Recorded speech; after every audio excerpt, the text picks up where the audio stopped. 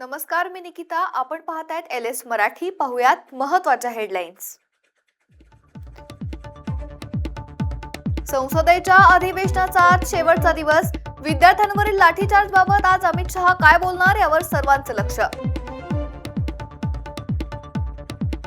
शिवसेना पक्ष चिन्ह सुनावणीचा आज 5वा दिवस. आज सिब्बल पुन्हा युक्तिवाद करणार. दुपारी 2 वाजता होणार सुनावणीला सुरुवात. उपमुख्यमंत्री एकनाथ शिंदेंनी घेतली फडणवीसांची भेट. वर्षा निवासस्थानी बंद दाराआड दोघांमध्ये 20 मिनिटे चर्चा.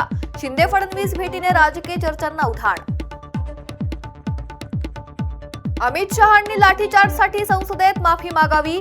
जंतर मंतरचा दुसरा सीझन लवकरच सुरू होणार. अभिजित दिपकेंचं सूचक विधान. राहुल गांधी 100 वेळा निवडणुका हरले. त्यांची इटालियन आई त्यांना पाठीशी घालते तर स्वतःला कॉक्रोच मारणाऱ्यांची अवस्था गटारासारखी. कंगना रणावतांचा विरोधकांवर निशाणा. मुंबईच्या डॉमिनोज पिझ्झावर अन्न आणि औषध प्रशासन विभागाची मोठी कारवाई. घाटकोपर, बोरिवली आणि विलेपार्लेतील डॉमिनोज पिझ्झाचे परवाने रद्द. या महत्त्वाच्या हेडलाईन्स नंतर आता पाहूयात सविस्तर बातम्या.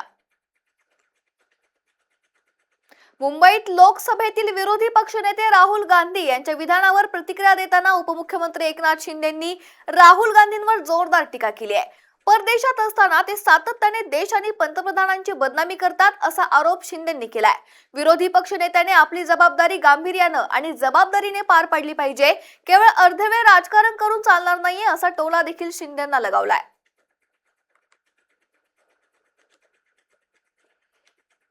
करना चाहिए उनको। तो वो दूसरी क्या मांग करेंगे वो? अभी पहले धर्मेंद्र प्रधान जी की रिजाइन की मांग की. वो तो शिक्षा मंत्री थे, आंदोलनकर्ता जो थे उन्होंने भी मांग की और धर्मेंद्र प्रधान जी ने अपना इस्तीफा प्रधानमंत्री जी को सौंप दिया. तो इनको सवालों का जवाब चाहिए या राजीनामा मांगने का नाटक करना है, ये मेरा सवाल है उनको. और ये हमेशा देश की बदनामी विदेश में जाके करते हैं, प्रधानमंत्री की बदनामी विदेश में जाकर करते. और ये सही माने तो विपक्ष के नेता ने जिम्मेदारी से अपनी जिम्मेदारी निभानी चाहिए.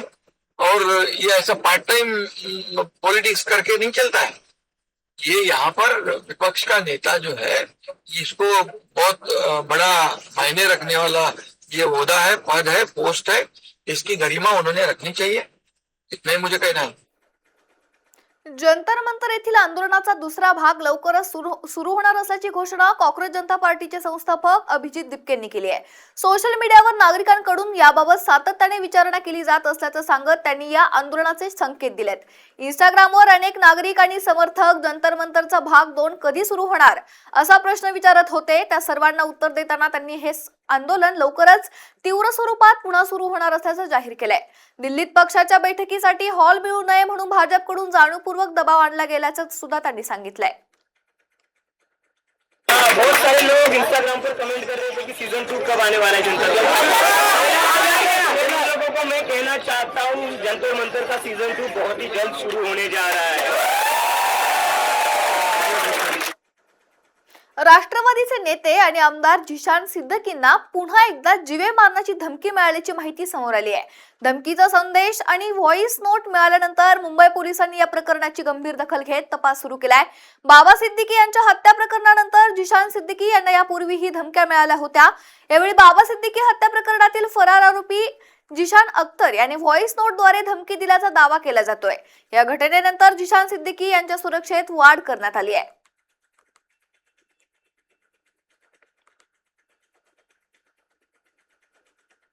यानंतर बातमी आहे मालेगावातून.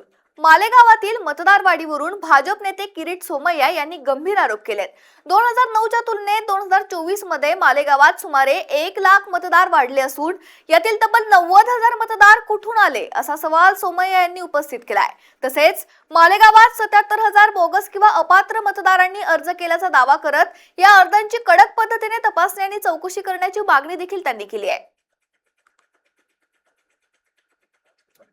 मालेगाव मध्ये पुन्हा एकदा गेल्या 8-10 दिवसात अपात्र मतदारांनी मोठ्या प्रमाणात फॉर्म भरण्याची माहिती आमच्याकडे आली आहे. 2009च्या विधानसभा निवडणुकीत जेवढे मतदार होते त्यापेक्षा 2024 मध्ये 1 लाख मतदार वाढले. हे 18%चा वरचे यातले 7,000 आहेत. तर 90,000 बाहेरून आले कुठून? आणि म्हणून आज आम्ही विस्तृत माहिती दिली आहे. आमची माहिती अशी आहे की गेल्या 10 दिवसात काही राजकीय पक्षांनी लोकांना फॉर्म भरायला लावले, त्यांच्याकडे काही पुरावे नव्हते आणि म्हणून आम्ही आज निवडणूक अधिकाऱ्यांना अधिकृतरित्या तक्रार सांगितली आहे की हे गेल्या 10 दिवसात आलेले फॉर्म हे कडक पद्धतीने तपासायला हवे आणि त्याचबरोबर फॉल्स डिक्लेरेशन म्हणजे खोटी जे आपण फॉर्म भरतो, जी माहिती देतो, हे निवडणूक आयोगाची फसवणूक करतो. तसा सगळ्या ज्यांनी खोटी माहिती दिली आहे यांच्यावर कारवाई झाली पाहिजे. आम्ही एक ठरवलं आहे आणि ज्यांनी खोटी माहिती दिली आहे त्यांना 3 वर्षाची सजा होऊ शकते. सर्वोच्च न्यायालयाच्या आदेशानंतर गोकुळ दूध संघाच्या निवडणूक प्रक्रियेला वेग आलाय. आज सुमारे 4,900 दूध संस्थांची प्रारूप यादी प्रसिद्ध होणार आहे. या यादीवर 21 ऑगस्ट पर्यंत हरकती दाखल करता येणार असून हरकतींवर सुनावणी झाल्यानंतर 4 सप्टेंबरला अंतिम यादी प्रसिद्ध केली जाणार आहे. सर्वोच्च न्यायालयाने 10 ऑक्टोबर पर्यंत निवडणूक घेण्याचा आदेश दिल्याने निवडणूक विभागाची लगबग वाढली आहे. त्यामुळे गोकुळचे नवे संचालक घटस्थापनेच्या काळात पदावर येण्याची शक्यता आहे.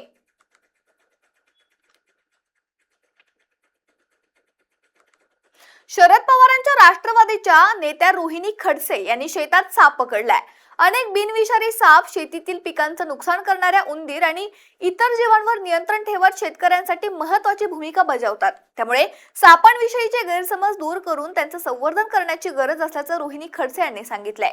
सापांविषयी जनजागृती करणे आवश्यक असून साप दिसला तर घाबरू नका, मारू नका, सर्पमित्रांना बोलवा असा संदेश रोहिणी खडसे यांनी दिलाय. म्हणतात तुमच्या समोर हा आहे धामण साप. हा रॅट स्नॅक पण याला म्हणतात. हा शेतकऱ्यांचा मित्र म्हणून देखील ओळखला जातो. आपण बऱ्याच ठिकाणी बघतो की या दिवसांमध्ये सापामुळे अनेक लोकांचा सर्पदंशामुळे मृत्यू होतो. पण हा जो आहे याला शेतकऱ्यांचा मित्र देखील म्हणतात, कारण हा शेतीमधले उंदीर असतील, घूस असतील किंवा आपण या जिथे जिथे जे जे काय नाश करू शकतात किंवा नासाडी करतात शेतातल्या पिकांचं, त्या सगळ्या गोष्टी खाण्याचं हे काम करतं आणि यांना त्यासाठी ह्या सापाला सर्पमित्र देखील म्हणतात. हा बिनविषारी साप आहे. हा खरं ऍक्च्युली शेतकऱ्यांना खूप मोलाचा आहे, म्हणजे त्यांच्या शेतीचं नुकसान होण्यापासून वाचवतो. आता बातमी आहे अमरावतीतून. अमरावतीच्या मेळघाटातील धारणी तालुक्यातील आदिवासी आश्रमशाळेतील विद्यार्थ्यांना नुकत्याच झालेल्या विषबाधेचं प्रकरण ताजं असतानाच आता डोमा येथील आदिवासी आश्रमशाळेत मुलींना भूतबाधा झाल्याची अफवा पसरल्याने खळबळ उडाली आहे. या अफवेमुळे तब्बल 300हून अधिक मुलींनी वसतिगृह सोडून आपापल्या गावी जाण्याचा प्रकार समोर आलाय. सुमारे 7 ते 8 दिवसांपूर्वी आश्रमशाळेतील 15 ते 16 विद्यार्थिनी अचानक हसू आणि रडू लागल्या. काही विद्यार्थिनींना घुंगराचे आवाज ऐकू येत असल्याचंही सांगितलं. ही बाब वसतिगृह अधीक्षकांच्या लक्षात आल्यानंतर त्यांनी मुख्याध्यापकांना माहिती दिली. मात्र दुसऱ्याच दिवशी गावात मुलींना भूतबाधा झाल्याची अफवा पसरली आणि अनेक मुलींनी वसतिगृह सोडलं. दरम्यान आरोग्य विभागाचे पथक शाळेत दाखल झाले असून हा प्रकार भूतबाधेचा नसून हिस्टेरिया सदृश मानसिक आरोग्याशी संबंधित प्रकार असल्याचं डॉक्टरांनी सांगितलंय.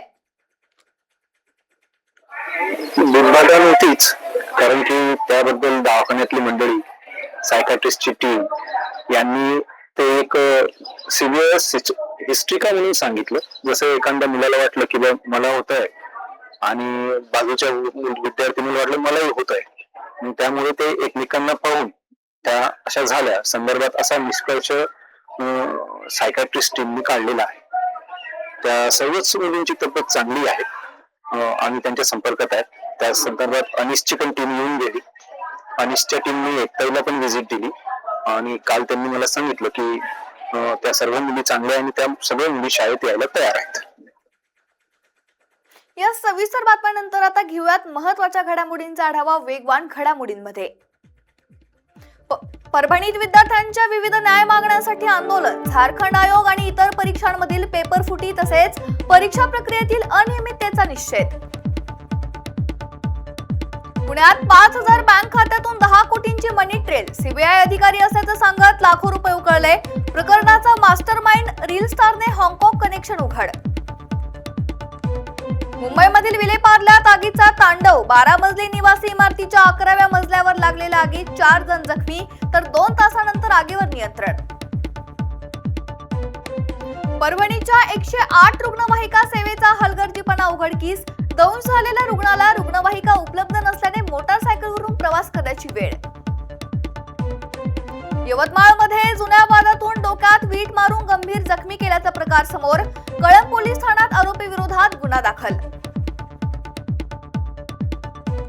पुण्यात शिरूर लोकसभा मतदारसंघातील पाणी योजनांच्या मुद्द्यावर आढावा बैठक. बैठकीत आदिवासी वाड्यावस्त्यांना प्राधान्य तसेच पाणी पोहोचेपर्यंत पाठपुरावा सुरू ठेवण्याचा निर्धार. गोंदिया शहर आणि परिसरातील रामनगरमधील घरफोड्यांचा छडा, तिघांवर एलसीबीची कारवाई, 2,51,000चा मुद्देमाल जप्त. बीडच्या पिंपळनेरमध्ये खळबळजनक घटना, कौटुंबिक वादातून पतीने पत्नीच्या अंगावर पेट्रोल ओतून पेटवून दिलं. जखमी महिलेचा संभाजीनगर रुग्णालयात उपचारादरम्यान मृत्यू. नवी मुंबईमध्ये जमिनीच्या भाड्यावरून तळोजामध्ये तलवार घेऊन एका व्यक्तीचा उन्माद, व्हिडिओ सोशल मीडियावर व्हायरल. व्यक्तीला पोलिसांकडून अटक, पुढील तपास सुरू. बीडच्या ज्योतिर्लिंग वैजनाथ मंदिरात 11 मानकरी पुरोहितांच्या उपस्थितीत रुद्राभिषेक. रुद्राभिषेकाला भाविकांची मोठी गर्दी.